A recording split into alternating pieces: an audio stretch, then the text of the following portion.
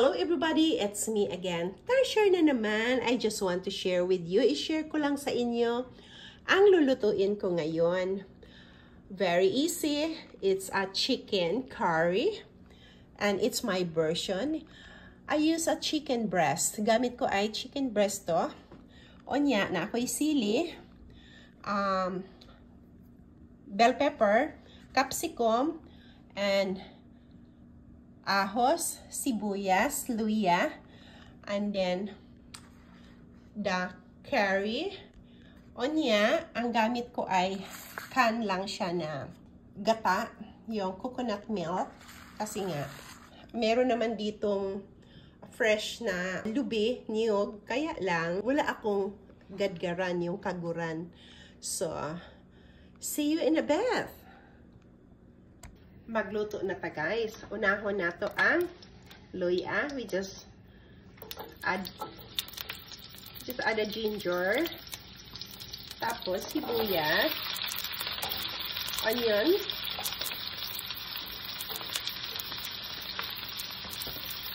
ihalo ko na silang lahat, and then the garlic, yung bawang. As I said, this is my version of curry. Ipa-brown lang natin konti siya. Napakadali lang niyang lutuin to guys. And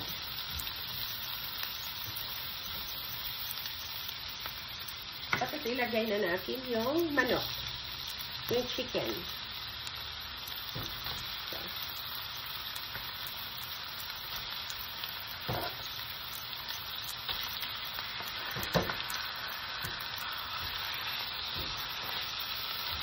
And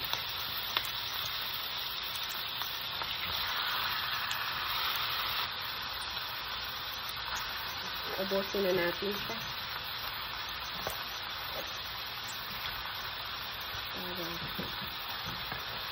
Marami.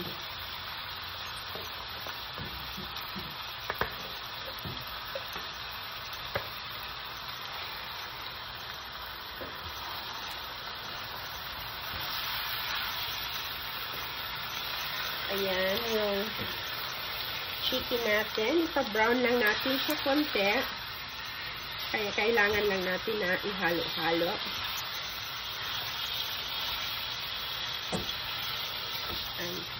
Minarinate ko na siya ng 1 hour. So, nasa sa inyo yun kung gusto nyo i-marinate.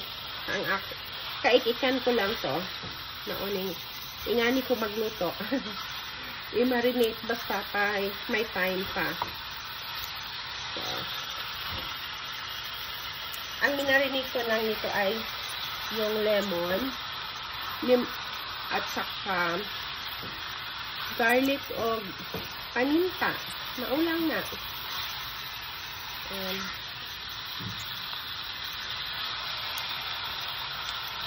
Yeah.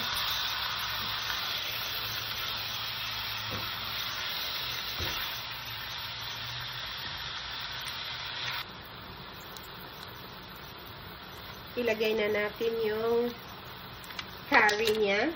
So, ayan. Isang black na curry. And natutunaw na rin yan siya. Ayan. As I said, version ko siya. So,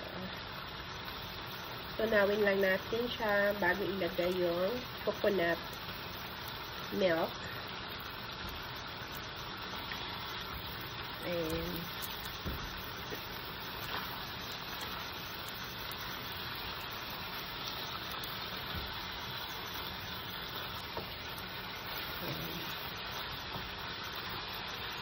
ganyan lang siya.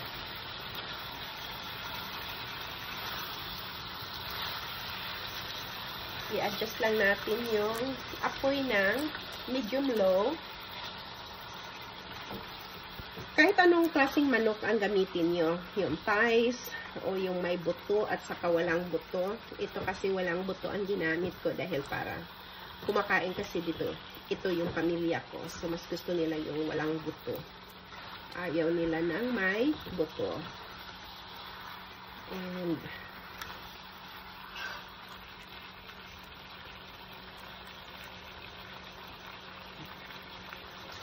lagyan ko lang siya ng suka na puti.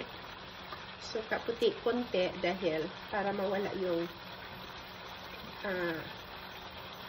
amoy masyado ng curry kasi ayaw nila ng strong yung amoy. So, yun. And kumulo na siya, so we need to tikman nga natin. So, okay na yung lasa niya.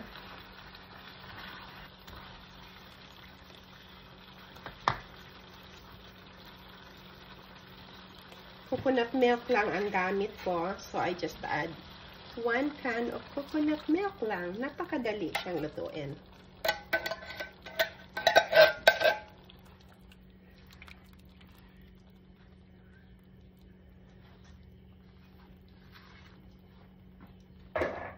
I-add ko na yung bell pepper. Just add a capsicum. Sa ibabaw lang siya. Pati na rin to. I-simmer lang natin siya ng 3 minutes. Haluin na natin siya. Ang bango. Kung maamoy nyo lang, grabe ka bango. Ang sarap. Tapos may konti pa siyang sabaw. Para sa kanin, ay, panalo siya. Wow! Super delicious. Ang sarap niya. Tapos sticky pa yung sabaw niya. Ay, grabe siya kasarap. Kasi madali lang naman maluto yung manok, yung chicken breast. So, kaon na ta. Thank you so much for watching. See you in our next video. Bye for now.